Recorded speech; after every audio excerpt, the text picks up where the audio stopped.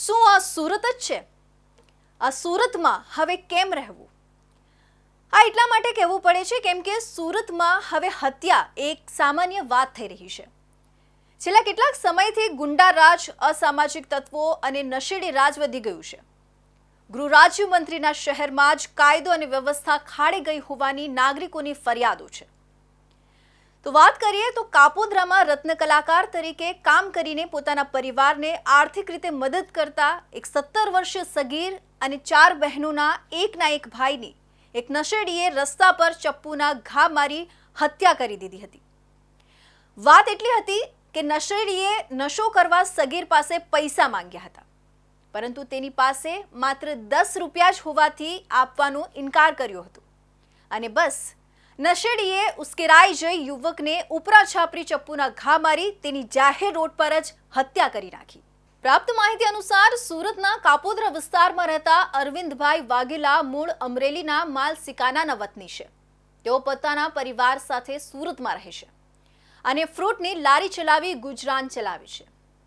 તેમનો એકનો એક પુત્ર પરેશ હીરાના કારખાનામાં કામ કરીને પરિવારને આર્થિક મદદ કરતો હતો. ત્યારે સોમવારે રાત્રે પરેશ કારખાનેથી ઘરે પરત ફરી રહ્યો હતો. તે દરમિયાન પ્રભુ શેટ્ટીએ નશો કરવા માટે પૈસા માંગ્યા હતા.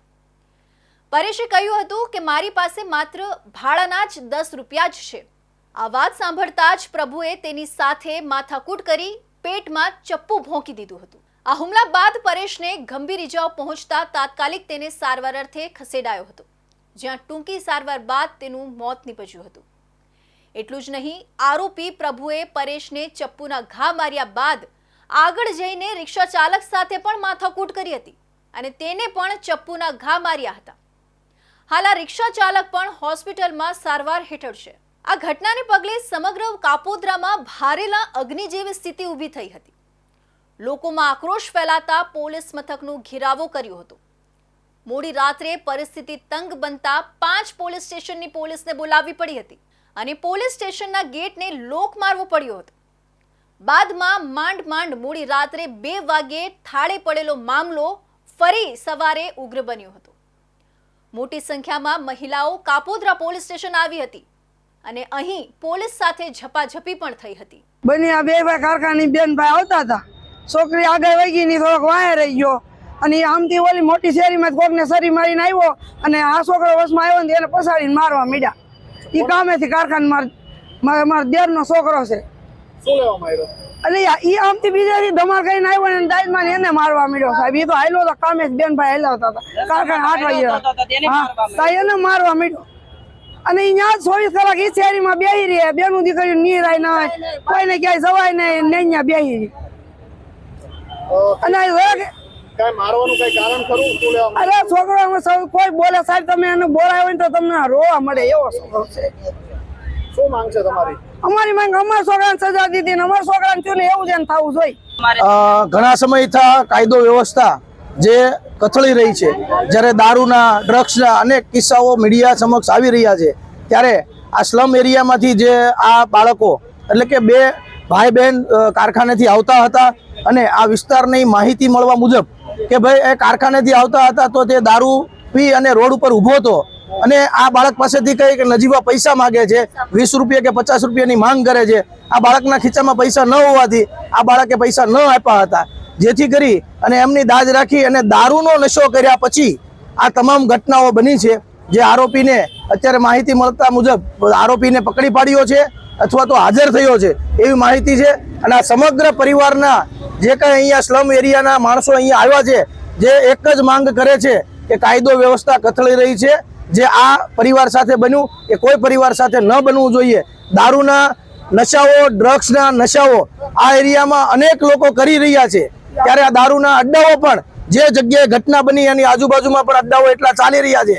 તો આ પોલીસ તંત્રને અને કાયદા વ્યવસ્થાને મારી એક વિનંતી છે કે આવી ઘટનાઓ આજે નહીં પણ ક્યારે ભવિષ્યમાં ન બનવી જોઈએ અને આ પરિવારને કાયદાની રૂએ ન્યાય મળવો જોઈએ અને વહેલી તકે મળવો જોઈએ. યુવકની હત્યાના પગલે મહિલાઓ રણચંડી બની હતી. પોલીસ સ્ટેશનનો ઘેરાવો કર્યો અને કાપોદ્રા વિસ્તારમાં ખુલ્લેઆમ ચાલતા દારૂના અડ્ડાઓ બંધ કરાવવાની માંગ કરી અને મૃતકના આરોપીને ફાંસીની સજા આપવાના નારા લગાવવામાં આવ્યા. મહિલાઓએ કાપોદ્રા પોલીસ સ્ટેશનને હલ્લાબોલ કરતા માહોલ તંગ બન્યો હતો. મૃતક પરેશના પિતા અરવિંદભાઈને પોલીસ સ્ટેશન લઈ જવામાં આવ્યા હતા. તેમજ ક્રાઇમ બ્રાન્ચ ડીસીપી ભાવેશ રોજિયાએ પોતાનો નંબર આપ્યો હતો.